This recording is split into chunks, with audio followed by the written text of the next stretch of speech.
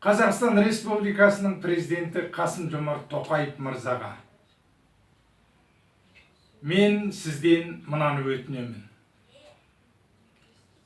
Қытайдан Қазақстанға бас сауғалап келген Қастер Мұсақан мен мұрагер Әлімұлы қазақтың екі өрімдей жас баласы. Олар жырғағаннан Қазақстанға келген жоқ. Қытайда 3 жылдан бері, әсіресе мына Шинжаңда ұйғырлар, қазақтар тағы басқа ұлттарға деген геноцидтік саясат жүріп жатқанын жұмыр жер беті біледі. Соның ішінде көптеген қазақтар Қазақстанның әнұранын тыңдаған үшін, Қазақстан деп айтқан үшін, Қазақстанның ақын жазушыларының кітабын оқыған үшін, әншілерінің әнін тыңдап, сақтаған үшін кінәкар болып түрмелер мен концлагерлерге жабылды. Ал осы саясат жалпы қазаққа келіп тұрғаны біз көріп отырмыз.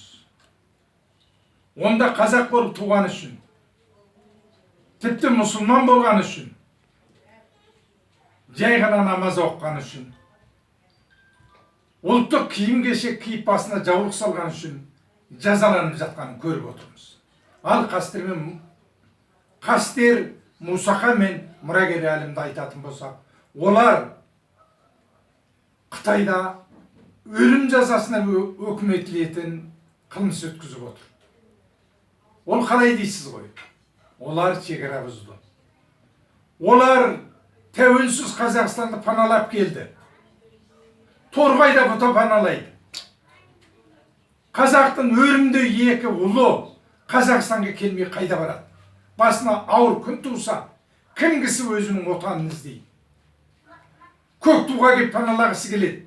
Ал енді олардың бізге келіп, бастарына ауыр күн туғанда, жанымен қош айтысатын болғанда, Қазақстанға қашып келгені, шекара бұзғаны қателік емес. Өйткені олар ата мекеннен пана сұрап отыр. Егер осыдан 3 жыл бұрын Қытай мамыражай кездегі паспорттары бар қолында, визалары ашылы, екі ел арасында сауда саттық, туысшылау қарым-қатынасыменен келіп кетіп жүрген қазақтар дай болса, мен де айтар едім, Қастер мен мұрагерді Қытайға қайтару керек. Ал әзір қайтаратын болса, Қытай екі қолын ысқылап әрең отыр. Оларды барған жерден ұстап, қол аяғын көзірлеп, кісендеп, мойнына қара тақтай асып, туған аймағын түгел аралатып, бір ай ішінде көзін жояды. Қастер мен мұрагердің әлі көзін жойып қоймайды. Ол екеуі тұрған сол Тарбағатай аймағындағы біраз қазақ кетеді. Неге? Онымен танысқан, туыс болған, жекжаттары, достары, таныстары, араласқандары түгел Қытай әзір іздестіріп жатқанын естіп отырмыз. Олар да түгел істі болып, өмірмен қош айтысуы мүмкін.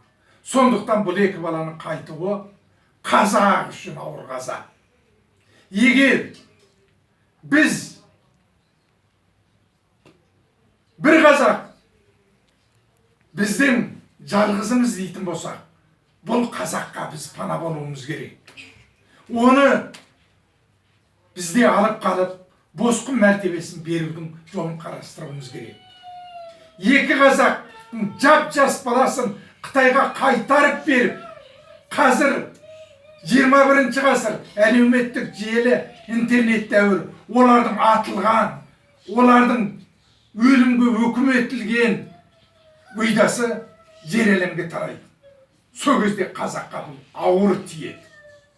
Қазақтың қабырғасы қайысар, және біздің орнықтылығымызға зиян болады деп ойлаймын. Сондықтан Қастер Мұсақан мен мұрагер Әлімді Қазақстанға алып қалудың жолын қарастырып, оларға босқын мәртебесін беруіміз керек.